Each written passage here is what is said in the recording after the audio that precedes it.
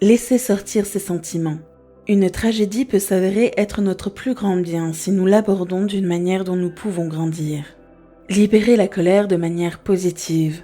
Tout le monde est confronté à la colère à un moment ou à un autre de sa vie. La colère est une émotion honnête. Si elle n'est pas exprimée ou traitée à l'extérieur, elle sera traitée à l'intérieur du corps.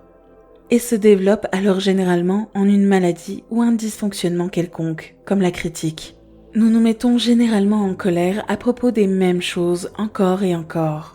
Lorsque nous sommes en colère et que nous sentons que nous n'avons pas le droit de l'exprimer, nous la ravalons, ce qui provoque du ressentiment, de l'amertume ou de la dépression.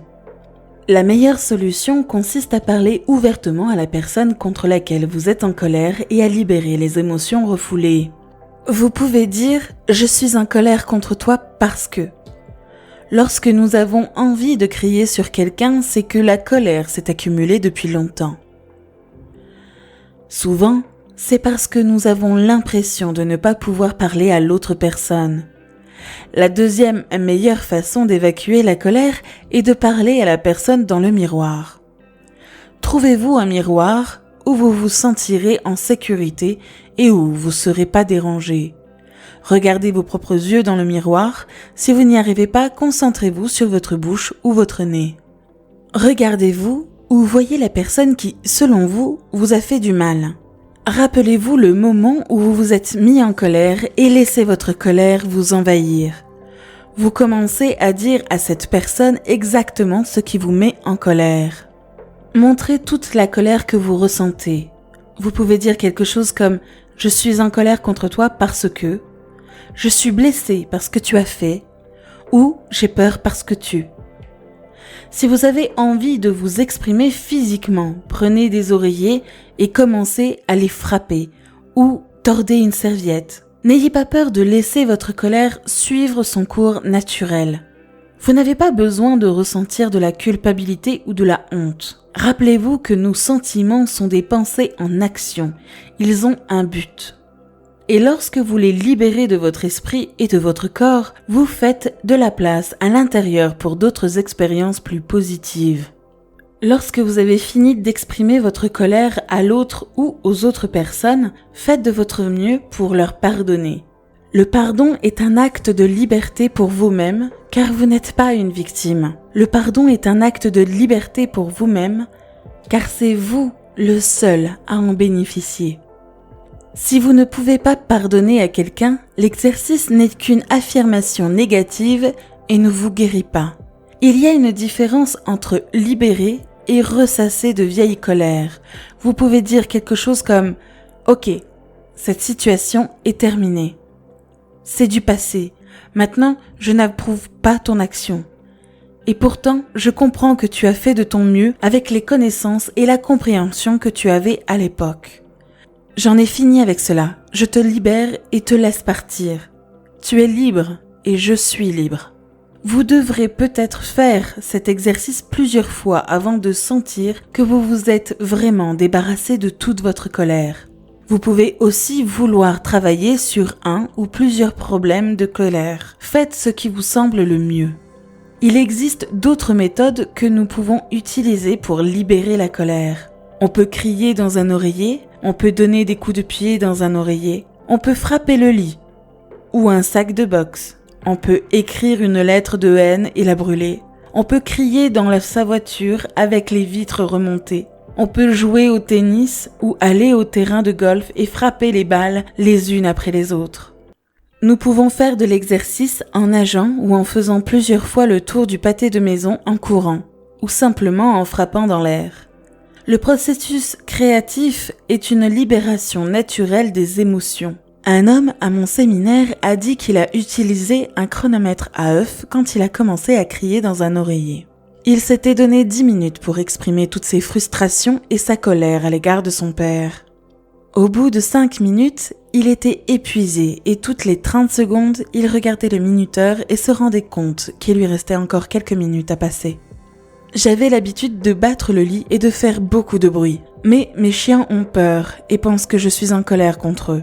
Maintenant, je trouve très efficace de crier dans la voiture, de creuser un trou dans le jardin ou de taper dans une balle. Comme vous pouvez le constater, vous pouvez être très créatif lorsque vous libérez vos émotions. Je vous recommande de faire quelque chose de physique pour libérer vos émotions en toute sécurité. Ne soyez pas imprudent ou dangereux pour vous-même ou pour les autres. N'oubliez pas non plus de communiquer avec votre puissance supérieure. Allez à l'intérieur de vous et sachez qu'il existe une réponse à votre colère et que vous la trouverez. Il est très apaisant de méditer et de visualiser votre rage s'écoulant librement de votre corps. Envoyez de l'amour à l'autre personne et voyez votre amour dissoudre toute discorde entre vous. Peut-être que la colère que vous ressentez vous rappelle que vous ne communiquez pas bien avec les autres. Vous pouvez le corriger. C'est incroyable le nombre de personnes qui me disent à quel point elles sont devenues plus heureuses après avoir libéré leur colère envers une autre personne. C'est comme si un énorme fardeau était tombé. Une de mes étudiantes avait du mal à laisser sortir sa colère. Intellectuellement, elle comprenait ses sentiments, mais elle ne pouvait pas les exprimer à l'extérieur. Une fois qu'elle s'est autorisée à s'exprimer, elle a donné des coups de pied, a crié et a appelé sa mère et sa fille alcooliques de toutes sortes de noms. Elle a senti un poids énorme se détacher d'elle. Lorsque sa fille lui a rendu visite, elle n'a pas pu s'empêcher de la serrer dans ses bras. Elle avait permis à l'amour de pénétrer là où se trouvait toute la colère refoulée. Peut-être avez-vous été une personne qui a été en colère pendant une grande partie de votre vie. Vous avez ce que j'appelle une colère habituelle.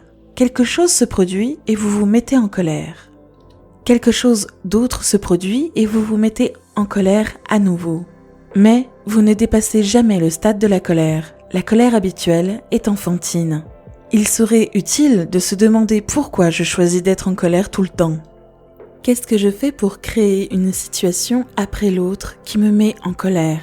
Est-ce la seule façon dont je peux réagir à la vie? Est-ce que je veux? Qui suis-je en train de punir ou d'aimer? Pourquoi est-ce que je veux être dans cet état? Qu'est-ce que je crois qui cause toutes ces frustrations?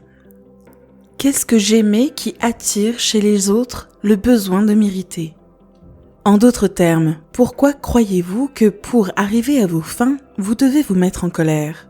Je ne dis pas qu'il n'y a pas d'injustice et qu'il n'y a pas de moment où vous avez le droit d'être en colère. Mais la colère habituelle n'est pas bonne pour votre corps, car elle s'y loge. Remarquez sur quoi vous vous concentrez la plupart du temps. Asseyez-vous devant un miroir et regardez-vous. Regardez-vous et demandez-vous qui vous êtes. Qu'est-ce que vous voulez? Qu'est-ce qui vous rend heureux?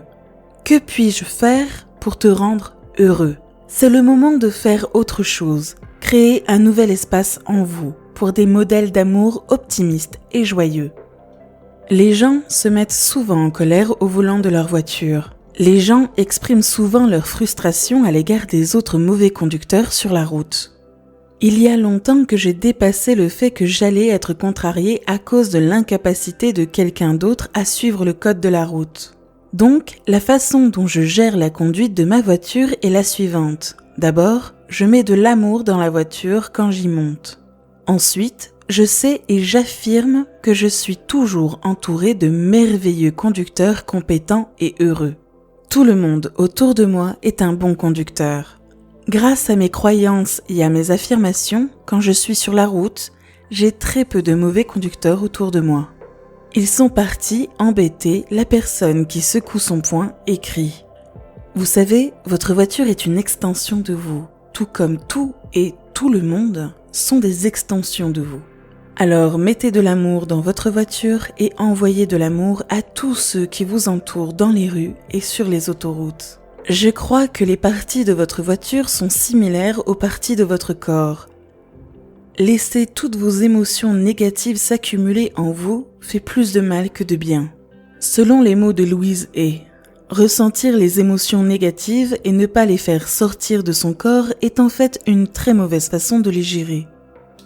Non seulement cela entraînera la tristesse et la dépression, mais cela vous prendra ou vous privera du bonheur qu'une personne peut ressentir. Ce que l'on peut comprendre de tout cela, c'est que certaines émotions gagnent à être libérées plutôt que de les laisser devenir un facteur qui vous prive du bonheur de votre vie. J'espère que vous avez apprécié cette vidéo et n'oubliez pas de nous faire part de vos impressions et vos idées dans la section des commentaires. À bientôt sur Espace Motivation.